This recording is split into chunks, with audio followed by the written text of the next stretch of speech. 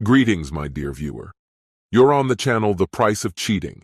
The channel is for those who appreciate traditional family values and condemn adultery. So be sure to subscribe to the channel. Let's get started. It was a gloomy, rainy Monday, one of those days when every minute seemed endless. I was slouched in my cramped, dimly lit office, absent-mindedly playing solitaire on my laptop, losing game after game. Suddenly, the door creaked unexpectedly, and a woman entered. She appeared to be around 50, with obviously dyed dark hair. She stood about 5 feet 5 inches tall and weighed, I guessed, no more than 120 pounds. Too thin for my taste, but she carried herself with elegance. Her designer bag and sparkling diamond earrings clearly hinted at wealth. "Are you Detective Thomas Brown?" she asked, her voice clear and direct. "That's me. And who might you be?" I replied, leaning back in my chair, trying to appear relaxed. She approached my cluttered desk with polished grace and extended her hand. "My name is Abigail Miller." I stood up, shook her hand, and gestured to the chair opposite. "Please take a seat, Mrs. Miller." She sat down gracefully and immediately corrected me. "I'm Mrs., not Miss. I'm still married, for now at least. I think my husband is cheating on me and I need you to confirm it. You do that kind of work, right? Photos and all?" I sighed quietly. This was the part of the job I hated. After 15 years of dealing with real criminals, a bullet to the knee had ended my police career. Now I was a private investigator, spending my days on stakeouts outside cheap motels, photographing unfaithful spouses. It wasn't the work I had dreamed of, but it paid the bills. "Yes, I do that kind of work," I replied evenly. "Tell me what you know." She hesitated for a moment before starting. "Oscar and I have been married for 27 years. He's a vice president at a large company. I think he's seeing one of his colleagues.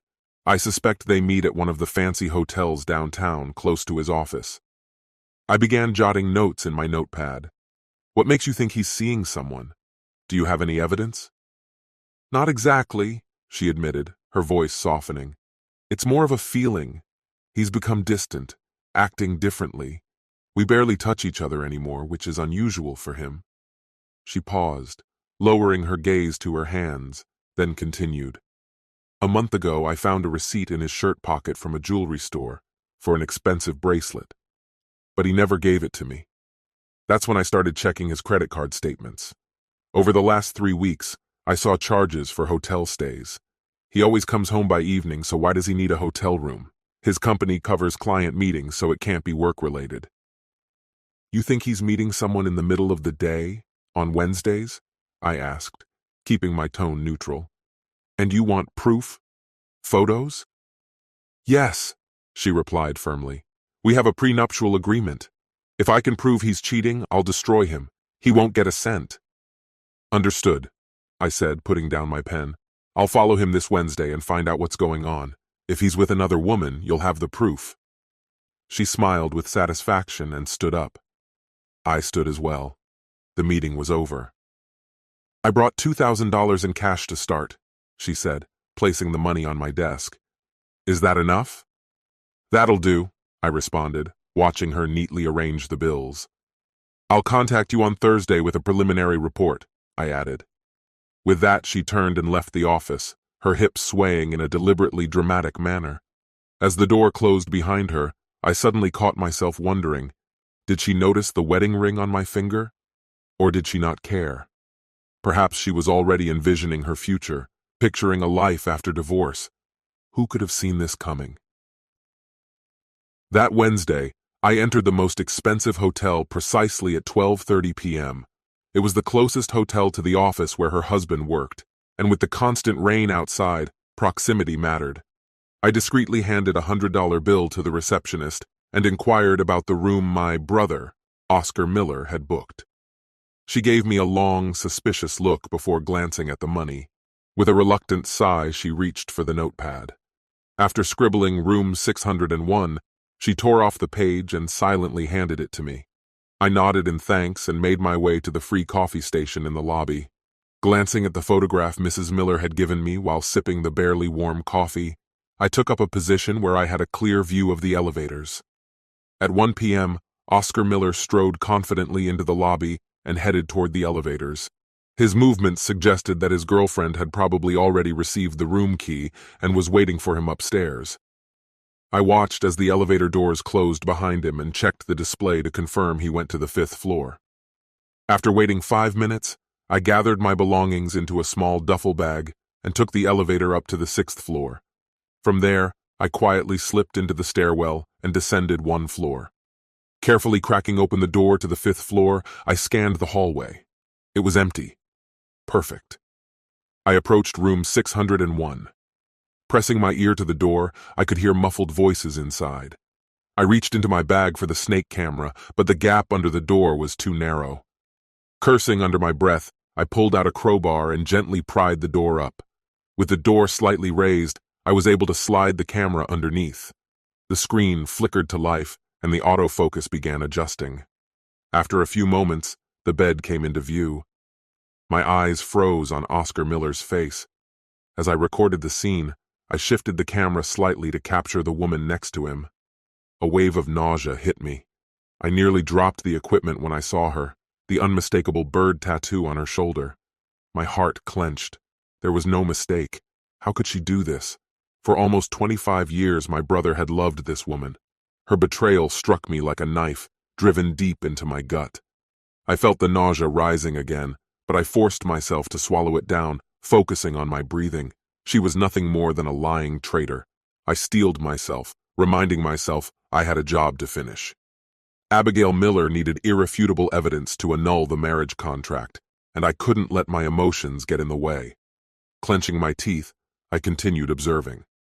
The woman with long dark hair moved in a way that left no doubt.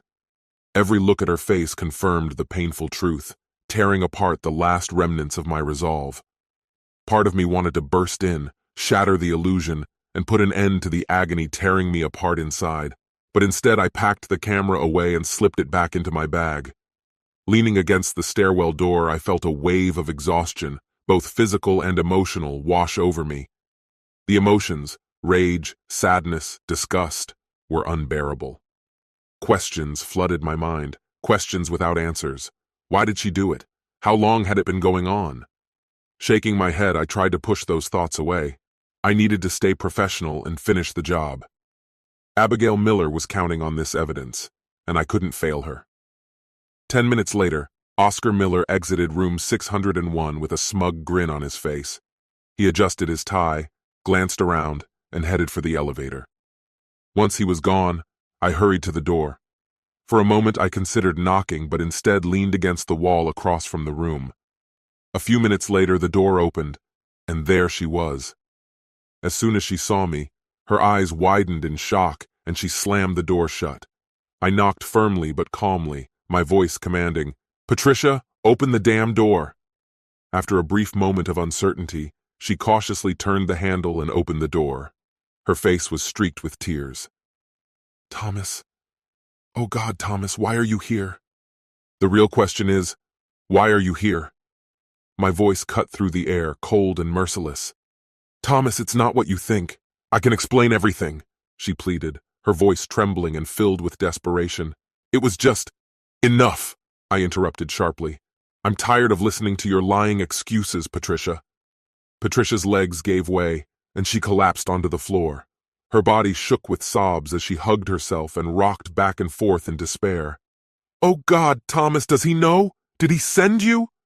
Her voice became a barely audible, panicked whisper. "No, no, oh God." Thomas stood over her, his expression hard, showing not a trace of sympathy. He had no pity left for her. He had seen the footage. No matter what she was about to say, the truth was clear. There was no coercion, no pressure. She had been more than willing. "Patricia," he said coldly, "David didn't send me. Oscar's wife hired me. She suspected something and came to me. I found the evidence. I didn't expect to find you involved in this." Patricia's sobs grew louder. "Oh God, what are you going to do? Please, Thomas, you can't tell David. It will destroy him. Please don't." Thomas's voice softened slightly, but his words remained firm. "Patricia, I care about you. You were like a sister to me. When you married my brother, I welcomed you into our family with open arms. You've been a part of our lives for nearly 25 years.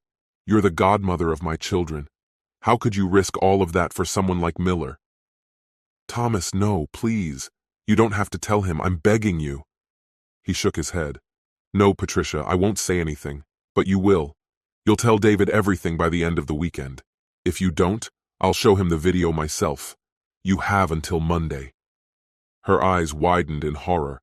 She gasped, her face pale. Please, Thomas, don't let him see it.